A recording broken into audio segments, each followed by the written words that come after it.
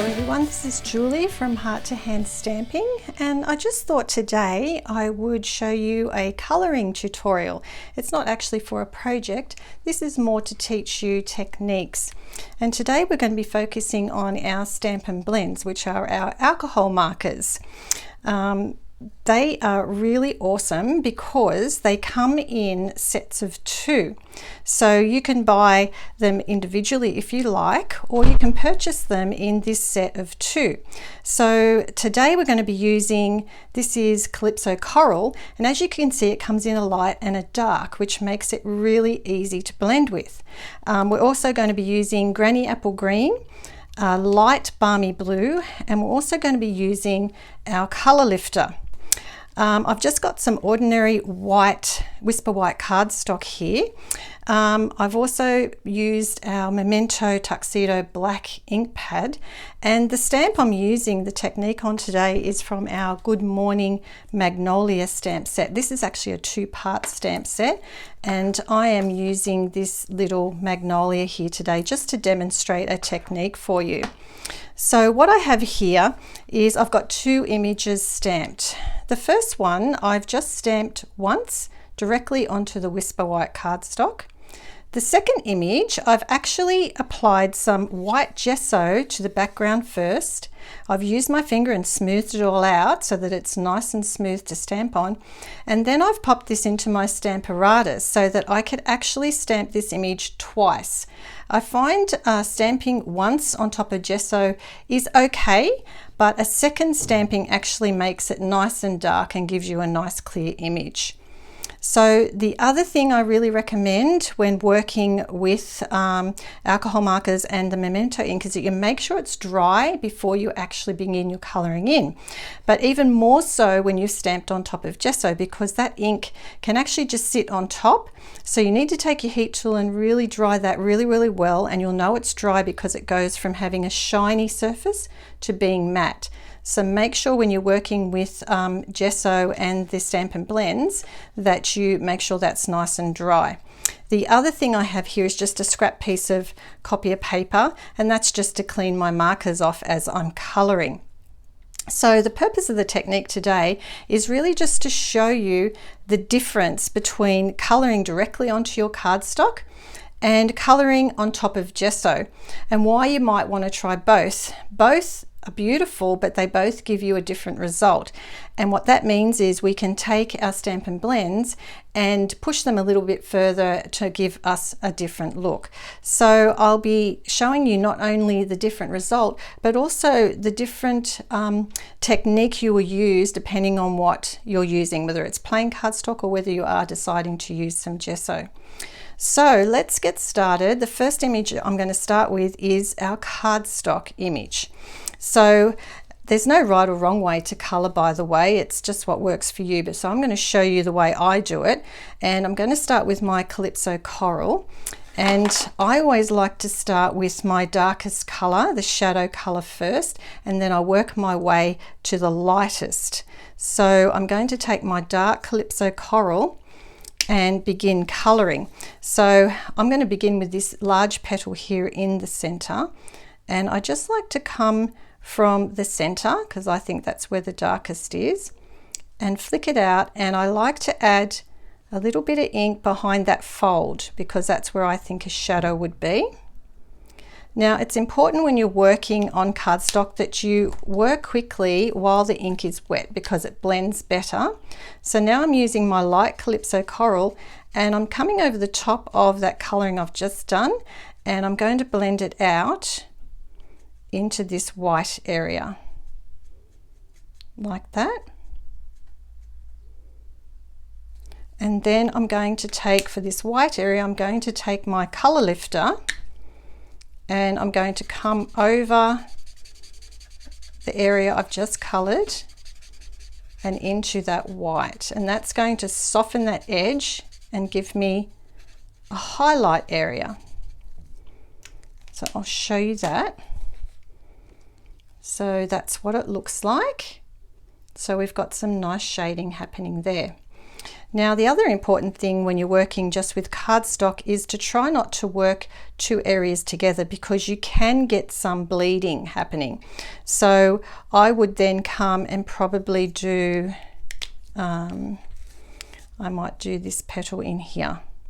So again, I'm going to start with my dark and come up in the center and just add some shadow where I think it's sitting behind the petals, like that. Then I'll come in with my light Calypso Coral, and I'm using the brush tip to do this. There is a finer tip on the other end. So bring that up there. And then I'm going to come in with my color lifter,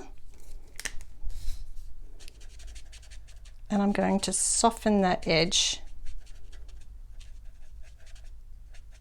to take it into the light area, like that.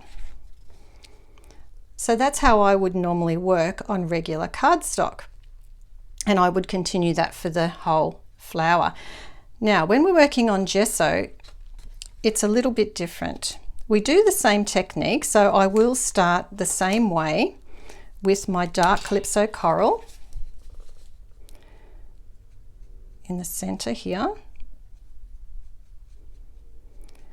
But as you're using this, you're going to notice first of all how vibrant this color is. I hope you can see that. Can you see how vibrant that color is? It's coming up. And this is actually sitting on top of the gesso. So what that means is when I come in with my next color, it's actually going to drag that color along the surface. Let's see if I can bring that up for you to see. And it's actually moving that darker color into the lighter color, like that. And so when I come in with my color lifter, it's actually going to drag some of this color up into this lighter area. So I get a really lovely, almost three-tone effect now, like that. So you can see the difference between those two petals. But what I love about the gesso is that that almost looks like I've painted it. It gives it a really painterly look, and I really, really love this look. I like this one too, but this one just gives you a little bit of a different look.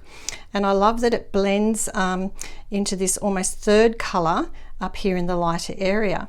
Now the other great thing with working with gesso is that I can work on a petal right next to it, where I couldn't do that before. I had to wait for this to dry. But even while this is wet, I can come into this petal here, because the gesso, it doesn't actually bleed into the other shape. So what that also means is I can come in and do the dark bit on that petal, and I can also come in here and do the dark bit, because even if this dries, I'm still able to move my ink. Whereas when you're working on cardstock, you really should keep it wet, but it doesn't matter. So I can theoretically go around my whole flower and just do all my dark bits, then come in with my lighter Calypso Coral and add my second tone in there. And you can see that that's not bleeding into the color into the petal I've just done. So now for my color lifter, and I'll drag some of that color up into the lighter part, like that. And now you can see there's a difference. There's even a difference in, I think, the vibrancy of the color. I think with the cardstock it tends to soak down more into the cardstock, but with the gesso it sits on top, so you're left with this brighter, more vibrant color. But I love that it looks like it's been painted. So now I'm going to come in with my Granny Apple Green and we'll have a look at the leaves. So once again I'm going to start with my dark Granny Apple Green, and we'll do this leaf under here. And I like to add my dark near the flower and on the stem, And while it's still wet, I come in with my light and just blend those edges in. Like that. Now on my gesso piece, I do exactly the same.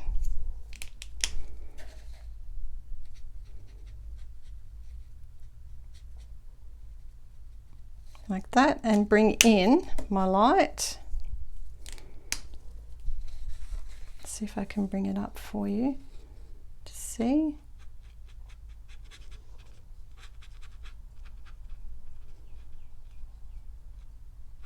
And you can see that how easy that is to blend on that gesso. Just sort of slides on top. So I will continue now and finish this colouring off, and I'll come back and show you sort of a background edge that we can do. Well, I've finished colouring my images now, and as you can see, they both have a different look to them. This one is, the ink has soaked a little bit more into the cardstock, but it still looks lovely. And then this one I feel has a more painterly look to it. It's sort of like I've just taken some acrylic paint and painted that, even though that was with my alcohol markers. So the other thing I forgot to mention to you when you're working on white gesso and using your Stampin' Blends is that as you work with them, it's a really good opportunity to, once you've finished, to come onto your scrap piece of paper and actually clean that tip off, just to make sure there's no residue of your white gesso left on the tip. So that's really easy to do, just in between when you're changing colors. So now we're going to work on a little bit of a background color, and what I like to do is just take a nice soft color like this light balmy blue, and we'll start on our plain cardstock image. And I just simply like to take it and just work it around the edge of my image in a little bit of like a scribbly way, so that I don't have a even edge, just so it's a little bit rough like that.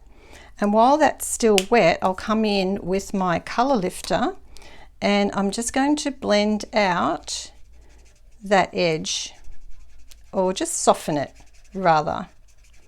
A color lifter isn't actually a blender pen. It actually does lift off this ink, but in doing so it creates a soft edge. So that will get softer as it dries. I'll just show you what it looks like while it's wet. That's what it looks like, and it just adds a soft edge.